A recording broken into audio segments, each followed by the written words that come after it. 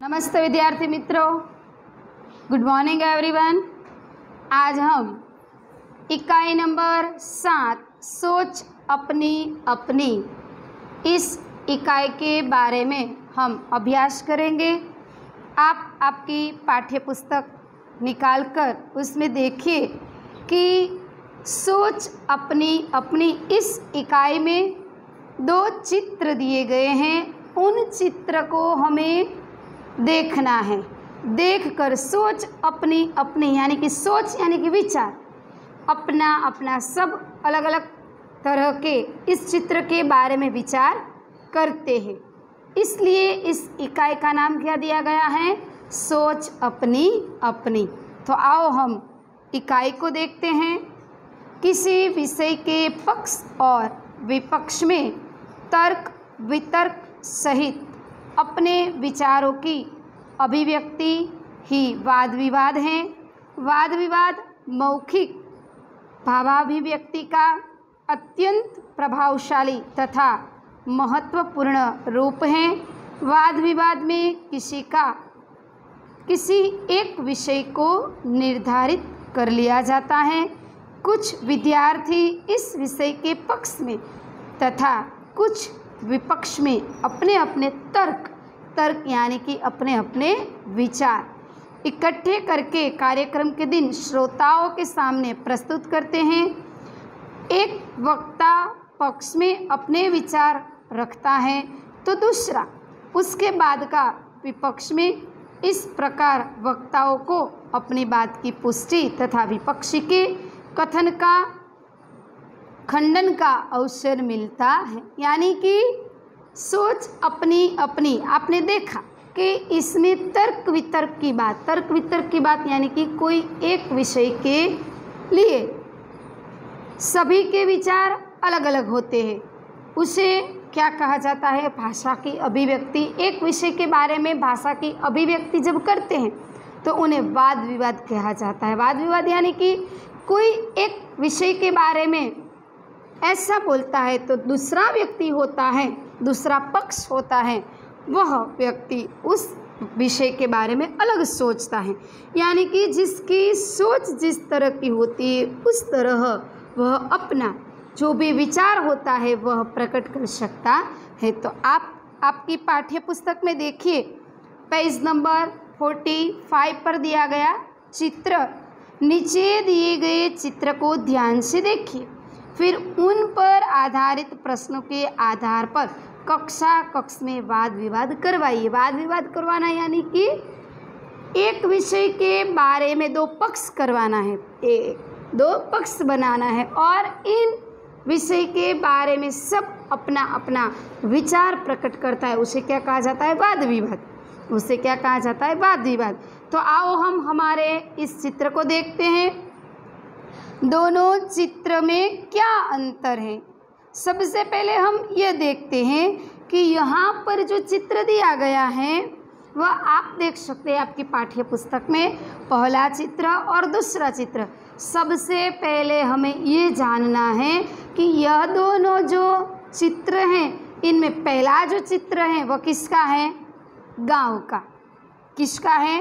गांव का, यानी कि गांव के जीवन का। और दूसरा जो दिया गया है वह है नगर के जीवन का। नगर यानी कि शहर। गुजराती मैंने શું કહેવાય? ગામ यानी कि गामड़ू, नगर यानी कि शहर। पहला जो चित्र दिया गया है वह गांव का है और दूसरा दिया गया है वो किसका है? शहर का। तो इन दोनों चित्र में क्या अंतर है? सबसे पहले हम इन दोनों के बीच में जो अंतर दिया गया है उनका अभ्यास करते हैं, उनको हम देखते हैं। तो आप आपकी पाठ्य पुस्तक में देखते रहिए बच्चों। दोनों चित्र में से एक चित्र किसका है? गांव का है और दूसरा क्या है? नगर का है। अब हम देखते हैं कि पहला जो चित्र है वो किसका है? गांव का। तो गांव के चित्र में नदी बताई गई है और शहर के चित्र में क्या बताया गया है? सड़क दिखाई देती है। गांव के चित्र में पहले क्या दिखाई देता है? नदी दिखाई देती है और नगर के चित्र में सड़क दिखाई देता है। गांव के चित्र में नदी है उसके घाटों पर नहाते, कपड़े धोते, पानी भरते और काम करते लोग हैं। गांव में कच्चे घर हैं, लोग मामूली कपड़े पहने हुए हैं, लेकिन गांव में बड़ी शांति का वातावरण होता है। यह जो वर्णन हुआ वह किसका हुआ? पहले चित्र का। पहला चित्र यानी कि पहला चित्र किसका है? गांव का है। किसका है? गांव का। अब हम दूसरे चित्र को देखते हैं। दूसरा चित्र किसका है? नगर का। किसका है? नगर का। नगर के चित्र में चौड़ी और दो तरफा सड़क है, पक्के मकान हैं, सड़क पर वाहन चल रहे हैं। वाहनों के कारण शोर, शोर यानी कि आवाज़, शोर है। लोग आधुनिक वेशभूषा में, वेशभूषा यानी कि परिवेश, वेशभूषा यानी कि परिवेश, गुजराती में उससे क्या कहा जाता है? वस्त्र, कपड़ा। तो गांव के लोगों ने कैसा कैसा पहनावा पहना हुआ है? मामूली, मामूली कपड़ा यानी कि सीधे साधे कपड़े। और दूसरे चित्र में नगर का जो चित्र है, इनमें क्या कैसा कपड़े पहने हुए हैं? सीधे वेशभूषा पहनी यानी कि अलग तरह के नई तरीके से कपड़े पहने हुए हैं। और गांव का जो चित्र है उनमें सीधा सादा मामूली कपड़ा पहना हुआ है। अब हम आगे देखते हैं गांव तथा नगर के जीवन में क्या अंतर है और तुम्हें कौन सा रुचिकर लगता है, क्यों? गांव और नगर, नगर यानी कि शहर। गांव और शहर में हमें कैसा पता चलता है कि यह गांव है और यह शहर है? इस दोनों में ऐसा क्या अंतर है उसके जीवन में, ये बताना है। और रुचिकर, रुचिकर यानी कि हमें ये पसंद है। रुचिकर यानी कि पसंद होना। क्यों क्यों पसंद है हमें गांव और शहर? दोनों में से कौन सा गांव पसंद, कौन से पसंद है? और इन दोनों में जो पसंद है वह क्यों पसंद है, यह हमें देखना है। तो आओ बच्चों, हम दूसरे प्रश्न को देखते हैं कि गांव तथा नगर के जीवन में क्या अंतर है और तुम्हें कौन सा रुचिकर लगता है। तो गांव में, गांव के जीवन में कैसा वातावरण होता है? सादगी वाला, सादगी। और गांव का जीवन कैसा होता है? सरल और सादा होता है।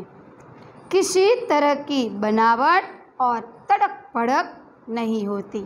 लोग शांति से अपने अपने काम करते हैं। नदी, कुएं का पानी पीते हैं। वे अपने खेतों में उगाया अनाज तथा ताज़ी सब्जियां खाते हैं। लोग कच्चे घरों में रहते हैं, पर उनका जीवन प्रकृति के बहुत नज़दीक होता है। प्रकृति के नज़दीक होना यानी कि गांव में खेत होते हैं, गांव के लोग खेत में जाकर किसान लोग खेती करते हैं, इसलिए इसका जीवन कैसा होता है? प्रकृति के नज़दीक होता है। अब हम दूसरे चित्र को देखते हैं। तो दूसरा चित्र किनका है? तो नगर के जीवन में तड़क भड़क और बनावट अधिक होती है। लोग आधुनिक और फैशनेबल कपड़े पहनते हैं। वे पक्के मकानों में रहते हैं। वे नल का पानी पीते हैं और बाजार से अनाज तथा फल सब्जी खरीद कर खाते हैं। आप देखते हैं कि पहले जो गांव में जो था उनमें से थोड़ा अलग हमें शहर में देखने को मिलते हैं। गांव में सब अपना जो अनाज उगाते हैं खेत में, वहीं से ताज़ी सब्जियां ले आते हैं, खेत में से ले आते हैं। और नगर में क्या होता है? बाजार में से लाना पड़ता है। नगर की सड़कों पर वाहनों का हमेशा शोर होता है। शोर यानी कि आवाज़ ही आवाज़ लगती है। जैसे गांव में ऐसा नहीं होता। वातावरण कैसा होता है? शांतिपूर्ण वातावरण होता है। लोग दुकानों, बैंकों और दफ्तरों में काम करते हैं। नगर के जीवन में शांति नहीं होती। लोगों का जीवन प्रकृति से बहुत दूर होता है। और तुम्हें अब यह जो हमने देखा है वह क्या है? एक दूसरे का अंतर है। अब हम देखते हैं कि हमें अच्छा क्यों लगता है। गांव का लगता है या शहर का, दोनों में से हमें जो भी अच्छा लगता है वो क्यों लगता है, इसके बारे में हम देखते हैं। नगर के जीवन में अनेक दोष हैं, फिर भी मुझे यहाँ का जीवन ही पसंद है। क्या लिखा है कि नगर के जीवन में अनेक दोष हैं, अनेक उसमें दोष है, फिर भी हमें नगर का जीवन ही अच्छा लगता है। क्यों हमें नगर में अच्छा लगता है, क्यों हमें शहर में अच्छा लगता है? तो अब हम उनका कारण देखते हैं कि हमें शहर में क्यों अच्छा लगता है। यहाँ के लोग शिक्षित और प्रगतिशील होते हैं, नगर में अच्छे स्कूल और कॉलेज होते हैं, इनके कारण मनपसंद शैक्षणिक योग्यता प्राप्त की जा सकती है। अनेक संस्थाएं, पुस्तकालय आदि व्यक्ति की योग्यता बढ़ाने में सहायक होते हैं। उन्नति के जितने अवसर नगर में हैं उतने गांव में नहीं। उन्नति यानी कि प्रगति करने के लिए जितने अवसर, यानी कि हमें कुछ आगे पढ़ना है, हमें कुछ आगे बढ़ना है, आगे कोई नई नई एग्ज़ाम देनी है, तो उसका क्लासेस, उनके बारे में हमें जो जानकारी मिल सकती है वो क्या कौन सी जगह पर हमें मिले, नगर में ही मिलेगी। गांव में ऐसी सुविधाएं नहीं होती। क्यों? क्योंकि गांव कैसा होता है, छोटा होता है। गांव कैसा होता है, छोटा होता है। उनकी वजह से हमें शिक्षित यानी कि हमें जो अभ्यास के लिए जो भी जानकारी मिलती है, हमें अभ्यास करने के लिए जाना पड़ता है, वो कहाँ पर जाना पड़ता है, नगर में ही जाना पड़ता है। उन्नति के जितने अवसर नगर में हैं उतने गांव में नहीं हैं, इसलिए मुझे नगरीय जीवन की रुचिकर लगता है। तो बच्चों, यहाँ पर हमने देखा कि नगर और गांव का, दोनों का अंतर, गांव और नगर। नगर यानी कि शहर, गांव यानी कि गांव। गांव यानी कि गुजराती में उसे क्या कहा जाता है, गामड़ू।